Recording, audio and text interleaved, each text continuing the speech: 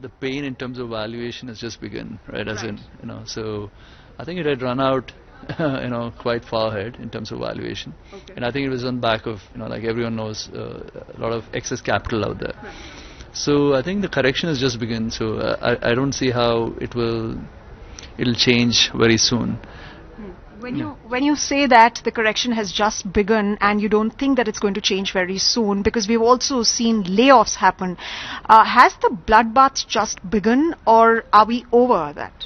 No, see, the thing is, it's for people starting up, it's still a good time, right? Because there is enough money available as capital. Right. I think the ones that are finding it tough are really the ones where the businesses have outrun the value. I mean, the actual true fundamentals of the business.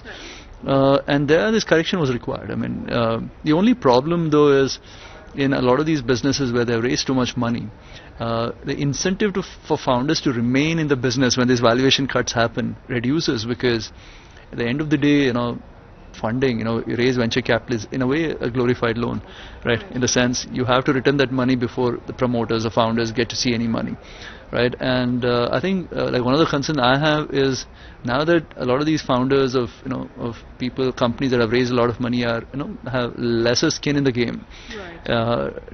Do their interest to run the business still remain as much as before, right? Because usually founders are in it for the equity upside as well, right? As in, if that upside seems like it's not going to be around, the interest might drop, and then that might in turn kind of hurt the business even more. Right. Speaking of interests, you've recently invested in Spectacon, and you're a huge fitness enthusiast yourself. What is your strategy as a startup founder? You are investing in other aspiring startups. What's your strategy when you look at investing in other startups overall? No, I mean, see, the thing is there are 3-4 things which are close to my heart. One is, of course, businesses that are helping Indians do better with money. Health and fitness, I think, is an extension of that, because, if you want to be like wealthy, I don't think you can be wealthy without good health, right? And so that kind of extended into startups which are helping Indians make healthier choices. And then, through the foundation, we are giving significantly for startups working on climate change, etc. I don't even think of this as investments. I mean, in my head, it's for impact. I enjoy the conversations I have with the founders, and as a business, we got lucky to be financially successful, and the business doesn't need the money. And I think it's almost criminal in today's world to sit on capital and not do anything with it. So it's in a way to give forward as well. What other spaces interest you apart from fitness? And already Zerodha exists, so you've given this tool for lakhs and crores of people to start investing and trading. What are the other sectors that really interest you? Yeah, no, I mean, like I said, health for sure. So and climate change. Climate change is quite broad. I mean, because it's just a really complex and really large problem to solve. And I think more money, more brains. Minds have to be working on this cause. So. Right. So, these are the sectors that interest you, Nithin. But what I'm going to ask you is that almost every sector in India is sprouting startups, right? The government is going very, very big as far as semiconductor startups are concerned, mine-related startups are concerned. So which are the sectors that are really, really going to define this year or the next couple of years? EdTech, we've seen, go very, very big. Zerodha again, food tech again go very, very big. So what are the next set of categories that will really, really drive growth? I mean, see, the thing is, if I knew it, I would put my money there. So a lot of this is just, right place, right time, right? As in, I don't know for which. But still, sectors if you could pick. I mean, I wish it is around climate, right? Okay. But are we ahead of the curve, behind the curve on climate? I don't know, right? Because eventually, I think, when push comes to shove, I think, we'll be forced to change very quickly. Like how in COVID, like we all suddenly woke up and made so many lifestyle changes.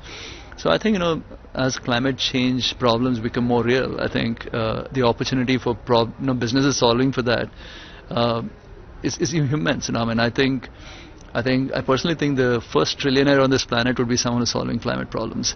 And right? as an investor, you're also keen on sort of investing in a climate startup. Well, I mean, the way we have structured our investments is that any upside goes back to the foundation from the climate. So. But it'll be nice to be in a startup which is creating impact. Any business that does well in turn actually goes and solves for some problems. So like So I mean, with climate, we're thinking mostly as impact. But of course, as I think, like Mr. Anil Agarwal was saying, I think India needs to make our own chips, right? So we can't be dependent in the digital age on some other country for that. Right. So, Aishwarya, one question I'm going to ask. I'm sure Aishwarya also has a ton of questions. We don't get to meet Nithin every day. So when, of course, Mr. Ranil said that, semiconductors in India needs to be making its own chips, and the government is very, very bullish about that as well. But does India really have the talent? He's being a bit optimistic. So I'm questioning on that front. Does India really have the talent, and what does India really need to do to sort of build that entire semiconductor ecosystem, that startup ecosystem around semiconductors, if we really have to grow in that direction? I mean, it's kind of outside my core competency to be able to give ideas on this, but if any time it was possible, I think it's now, because there is almost like ghar wapsi happening of Indian technologists, right? I mean, there are so many of my friends who want to come back to India to build businesses here because they've seen the opportunity here, right? So yeah, of course, I don't think there's talent here today, right? But if people like him are putting money behind it, because this is not like a startup funding, right? I mean, you need billions of dollars to be put into this. So I think if money is committed, I think people will come, because Indians are at the core of a lot of these technology businesses across the world. If they see opportunities, I don't see why they'll not come here. You're just being humble that your core competency is just constrained to that. You have it across the board, across the spectrum, and that's why you're now on the board, on the advisory committee of SEBI. As a member of that committee, what other challenges do you think that need to be addressed in terms of trading and broking, as the founder of Zerodha also? No, I actually sit on 3 different committees on SEBI, and all the 3 committees have different purposes. Now, the one where I got on board recently is more around, like SEBI trying to figure out from the broking community, saying, what are the problems and how do we solve for it.